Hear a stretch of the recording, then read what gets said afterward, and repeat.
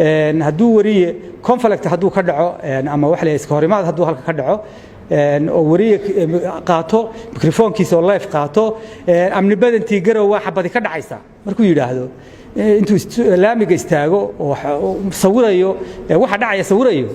نكاس اللي بعتذر وجيستي كورما حكح ما ينام تشوفين ما أنت لكن واقعين لهدو تشوف وأنا ودكتي كوي هاي سماها يعني دين الاستاجين ماشي السومال أنا هيد أو أي نماكي عساق إنه جعانس الساران يقرك وساريين قرطع وقادنا إدى خلدن هوار أول ينماكا هبر يونس إدى خلدن أنت الصومالي وعد نماكا وحا أيهين وقضب كاسفة عن عوتي اختيخسن قضب كي لما وحا ويهين ديجي وحالي تيك توك لايف كسو قري مركو واحد ضوبح ماشي بوتر أنا هيد نماكي سوى أخرون أما الدولة راس عسير أو ما أنت هب شلي لقد عي دولة الصومالية ما أنت مركز جعنت كل كتي وزارة دي أمنية مدي عافماتك جدا بتران دولة اللي أنت كتير توقضب كي لبعضه أنت أنا ثقة وتقدر لبعضها قضب وقلت يختار سواء عن هالكم فرين ودرية لما شعب الصومالية ده كنا القبل كبنادر بفرين ودرية وردل كان هذان يقربوا كسي دعية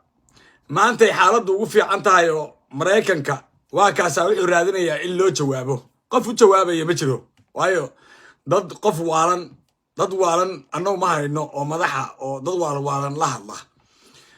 قلب كيو كواد لعقتي واو قوست وكوك بيشري ضرب هالكاس قولوا ما نوسه يتيو أنا ضلك عن شو يوروب هدي قرا عيرتك كسيسة عيرتك كاشرة الصبح على حريتك وجوه الرئيسة صبح على قوله دون تاذو هاكو قادو ما أنت كدب كمكة إنه عير كسين منه أو عشقتك تو صبح على الوصارية markuu arkay in loo cali waayay lacagtii uu jartay markay nimankii beesha caalamka sheeganayay ee arkeen cid u joojinaysa inaysan jirin oo dalka khayraadkiisa iyo canshuurtiisa ee dadka caasimada degan iyo Soomaaliya ku filayeen waa kana aytamayo Saciid u jawaabaysa mare samid baa leeyahay dadka gobolka Banaadir degan haday awiye yihiin iyo haday Soomaali kale yihiin Maxamed Cabdullaahi Farmaajo maanta wuxuu dhex joogay xamar khaladkii shalay dhacay intuu soo istaagay kama garaabin مدين وهالكاس وحياة خلدمين أساس وحياة خلدمين وأنا وحسحان دياروح وأسوي استاجي أن تاتعي عيدي وكال مرخانتي بعد كأهيدين مدحونا الصومالي يا سوتري بنتلان بيمي سعيد عبد الله الدنيبي ويمي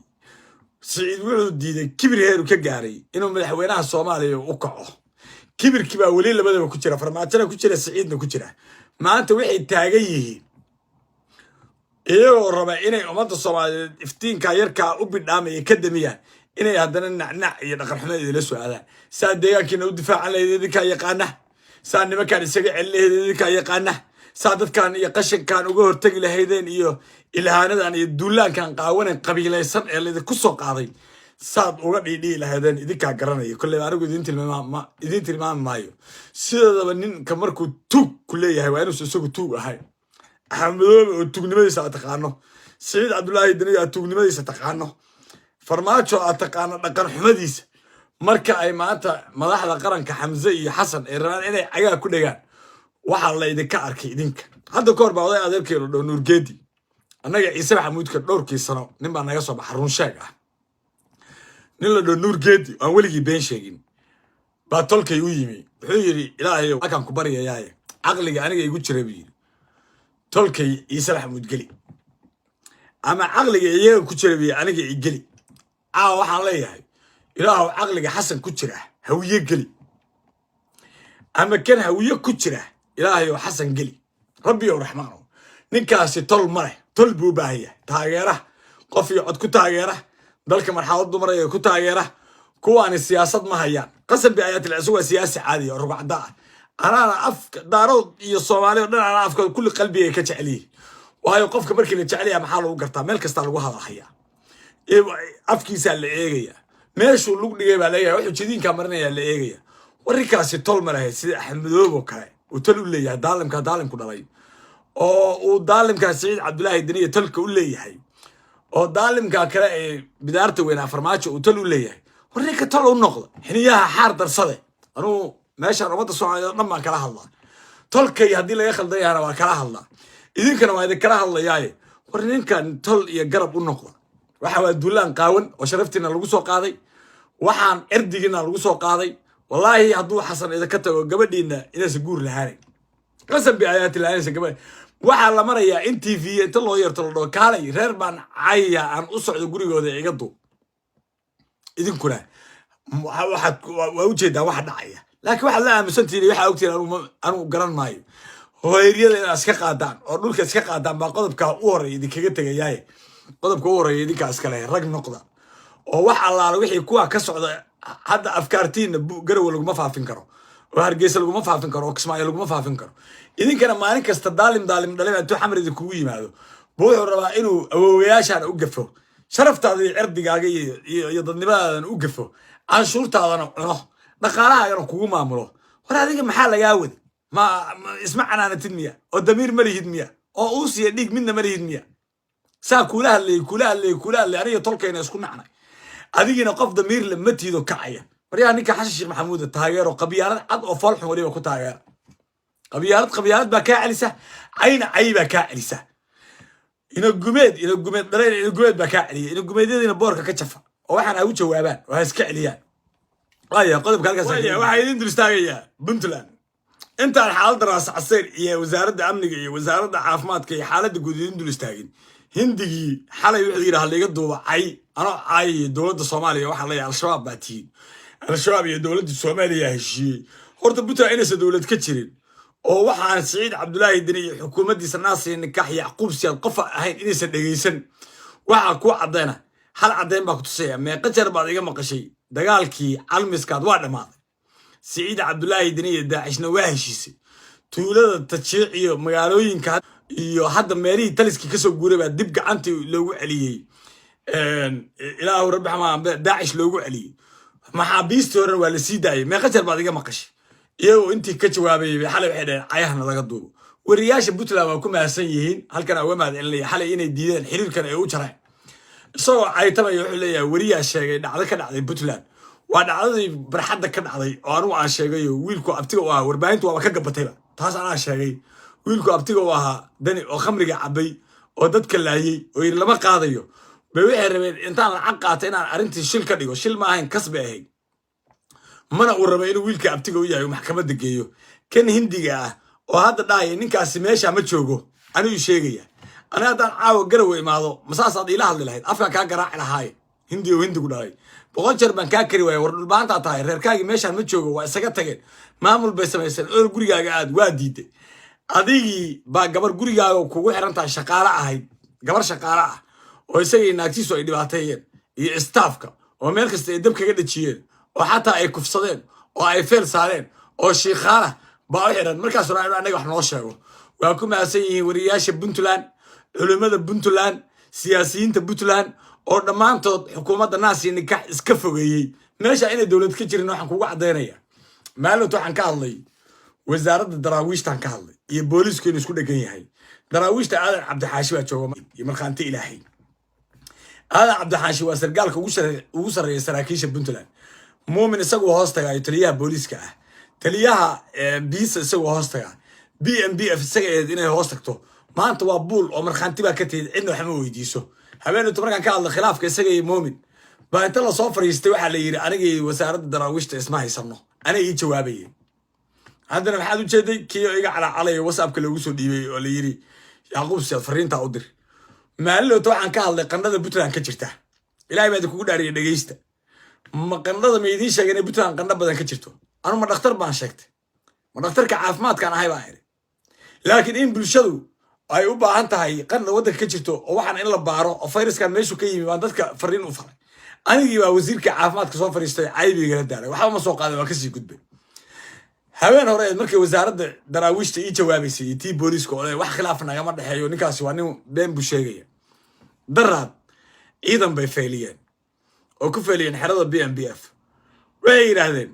Yacquub Siyaad baa dhageysataan maanta mid baa idin faraya hadda kadib awal waaga hore codka ma gaabsan jirta hadda kadib codka ha gaabsan haddaa muuqaalkayga daawanayso Puntland joogto bustaaga la hoosgal markay ciyaalku sixsixdaan iyo waartu kaa sixdo iyo kaliya adoo luuq inta la gasho muuqaalkayga daawo waxay sheegeen inta ciidan la feeliyay wax lagu yiri Yacquub baa dhageysataan laakiin dadka u sheegay la yiri Yacquub waa nin waalan idinka idin weydiinaya anigu intaan idin miyaa idinku yiri waa caafimaad qaba mise caafimaad baa anigu u baahna yurub baa joogaaye meel xorriyatul qowl ka jiro cabsi ka jirin waxa aan rabaa aan ka hadlayo subaxii inta banaanka istaaga magaalada centerka magaalada waxaan tusi karaa iyadoo askar ilaalinaysa anoo idin karbaashaya meel waxaan joogaa dowlad iyo system iyo nidaam ka jiro anigu cadaaladdan foosha xun ay bahad dhulbaante nin hoos jooga maahay meeshaan aysan marka wax dowladda ka jirin ninkaan fiiri waa wuxuu joogaa hay-adda biisuu joogaa dhowr jeer baa ka warwareegay jabaal carab baa laba nin reer bicdiyahana 200 oo qof oo u xirxiran maxkamaddii dadka uu saari lahaa waa la kala diray dadkii waalidiintii isagay haystaan isaguna wuxuu leeyahay maxkamaddaan u gudbinayaa kiis maxkamaddii waaba la kala diray maxaa dadka ku haysataa haddaa caddayn ku haysid dadkan caddayntaas lagu hayaa intaa baaritaan ku samaysid haddii kalena dadkii niyo iska siidaa meeshaan wax dowladda kama jirteen dadka waalidiinta laga haysto ciyaalka waxaa leeyahay jamaal carab oo wasaaradda joogo reer bicdiyahana faamilkiisa afduurta ama qof bahad dhulbaantaa afduurta si kale caruurtiina kuma helaysaan cadaaladna kuma helaysaan dekada 30 sano waxa naga haysta imaaraat iyo DB World baa naga haysta shaqaale 20 sano ka shaqeynayay baa maanta la kala diray ilaahay baa kugu dhaari waxaas wax laga aamusi karaa shaqaale la kala diray waxa la hubkaaga soo qaado oo dekada horta isbaara dhigaan leeyahay oo waxaan iska celi meeshaan dowladna kama jirto nidaamna kama jiro wasaaradii dhameedo amniga Puntland nin indhalaa baa jooga oo Cali Saleebaan meeqa Maxamuud Saleebaan indhalaa oo Curyaana oo dhagood ah ma qof laga waayay dhuusa kantaroolayaasha Cali Saleebaan caafimaad qaba oo markii Maxamuud Saleebaan qori xadaan laba qori xadaan lagama waayin laakiin reerkaas oo dhan baa la yeesaya war meeshaan dadka waxay jecel yihiin wixii bahdila inta hadda ay soo sheegay dadka reer Puntland waa ogyihiin hubkana kama qaadan karaan laakiin maalin baa imaanaysa intay warkaygu galo oo hubka qaataan anigu ka daalimaayay inay meel walba isbaara dhigtaan systemka xukuumadda naasi nikaxna la diraan hadda wasaaradii dhamaay Puntland wax lagu soo rogay in wasaarad kasta 20 qof oo shaqaale laga cayriyo dad voluntary ku soo shaqeynaya muddo baa la cayrinaya ilaahay baa kugu dhaariyay qof dhowr sano voluntary ku shaqeynaya lacag la'aan ku shaqeynaya maanta la cayrinaya booskiisa wasiirkana wax leeyahay 5 qof oo jifidaada keenso annagoo bahad dhulbaantaan 15 aan qaraabanahay iyo familnahay iyo kuwa ciyaalkeenu dhaleen ba ku keeneen maanta madaxweynihii dhamaayay Puntland oo rajada ka sugaysan inuu Soomaaliya madaxweyne ka noqdo hub uu ka xaday Turkidii uu ka xaday markuu burcada ahayo markabka uu qabsaday baa mar kale waxay u gacan galay shacabka beesha siwaaqroon u gacan casayr laan baa la dhahaa dowladda raas casayr laan baa maanta hubkii laga dhacay Turkiga oo Saciid Cabdullaahi Dani iyo anyaxu dhalay bahad dhulbaantay qoyskiisa iyo wiilka BMBF jooga Cabdirabbi ay ka dhaceen Turkida maanta ka furtay qoran buu gacan galay hubkaas wuxuu isugu jiray qoryahan RBD-ga ah qoryahan BKM-ka ah qoryaha fudud ah kayaasha qoryahan la dhaho ishag dhashiikaha iyo qoryahan marka hub fara badan iyo rasaas fara badan buu ahaa oo fiican iyaga waa ugu hambalyeynaya qaniimada maanta u soo gacan gashay tol jira oo dowlad abaati waa idin ku bogaadinaya deegaankiina baa jiriif lagu soo fasaxay deegaankiina baa cashuurtiina xawaalada kugu qaban markaasay bahad dhulbaantay qashinna maalin kasto hub ay beerabaan inay dhex marsadaan rag dhalay baa tiin Soomaaliya ana u sheegay sa dadka isaga celisaan waana ku mahadsantiin halkaasna ala soxo kuwa wariyaasha ah maanta kadib kaama maqli karo gobolka raas casayr dowladda raas casayr maanta kadib halkaas sax waana idinku bogaadinaya saa isaga celiseen xukuumadda mulaaxo iyo naas iyo nikax war wadanka wuxuu u gacan galay hadda gobolka bari Cismaan Xudmaan wuxuu ka yahay minority buu ka yahay isagoo minority ka wuxuu raanu dekadii haysto oo airport ka haysto oo BMBF haysto oo BSF haysto oo isha controlka haysto oo gobolkii bari taliye haysto minority buu ka yahay gobolka majority Cali Saleebaan baa ka oo waxa ka siwaaqroon baa ka oo disha ka kuwii gobolka minority ka wuxuu raanu dhuusa controlayaan u noqdaan qodobka halkaas ka gudbaya shacabka Puntland dhammaan waxaad kugu baaqayaan hubka inta qaataan aad waxaan dowlad maahay xaaladda Puntland maraysa madaxweynaha waa burcad badeed ah oo dadka hubkoodii dhacaya qarannimada ummadda Soomaaliya hubkoodii dhacaya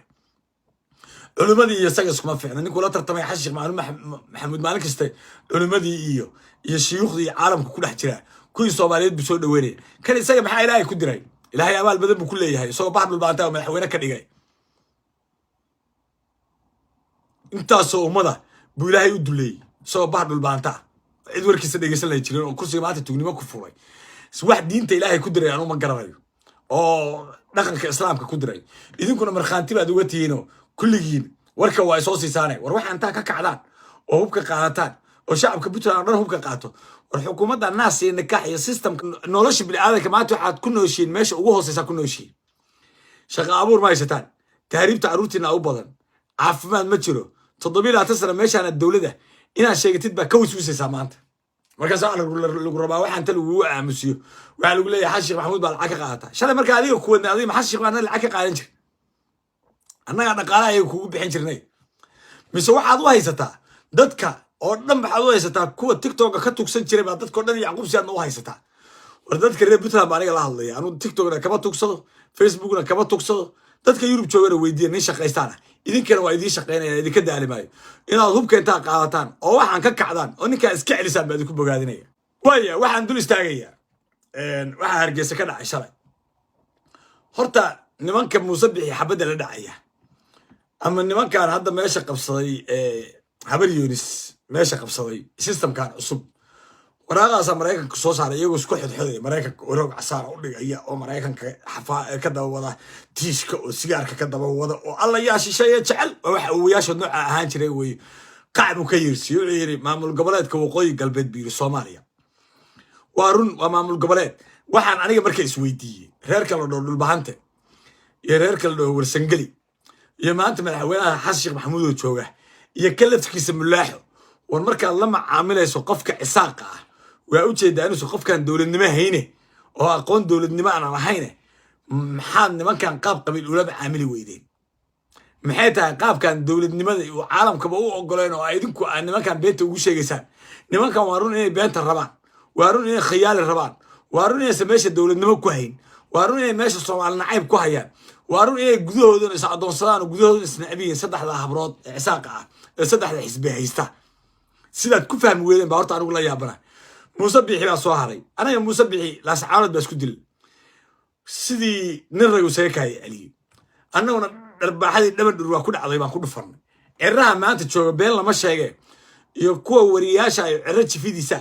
annaga isaaqa kale noo soo jaajuusi jireen anaga ma been baan ka sheegay nimankan habar Yunis meesha fadhiya shalay toole ciraha ugu weynaado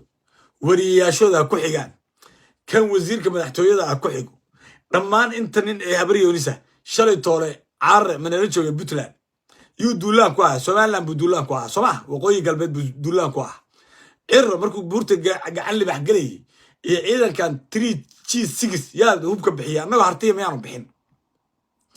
marka in Muuse Bixi maanta xabad la dhaco Muuse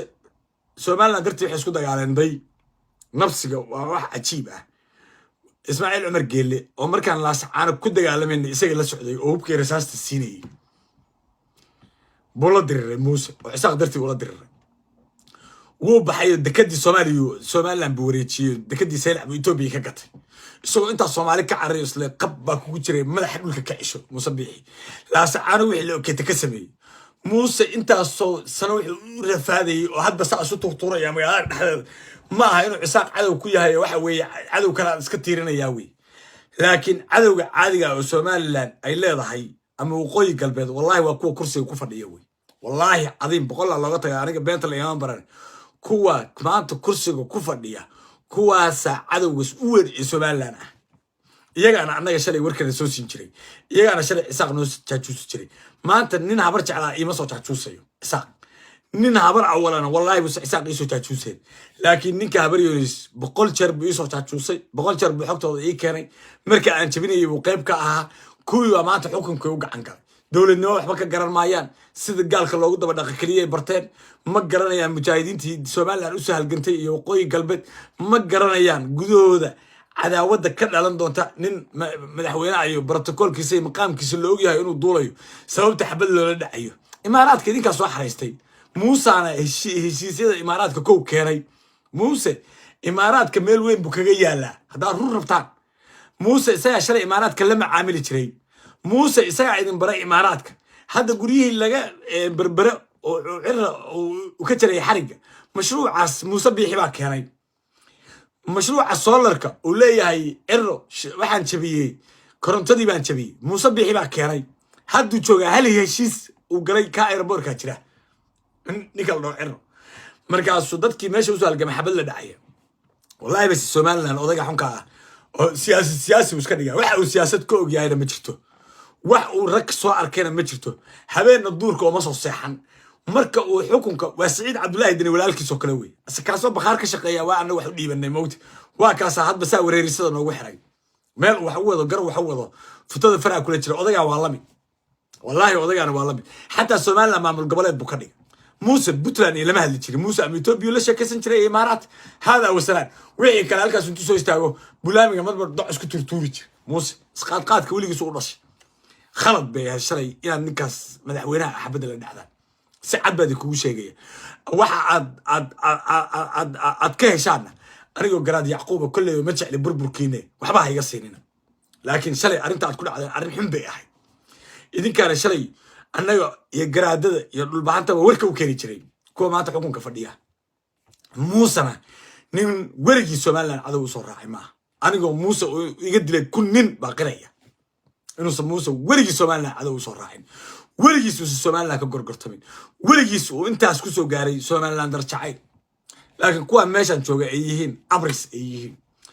barnaamijkan barnaamijka inta ku kulmi doono assalaamu calaykum waraxmatullaahi ta'ala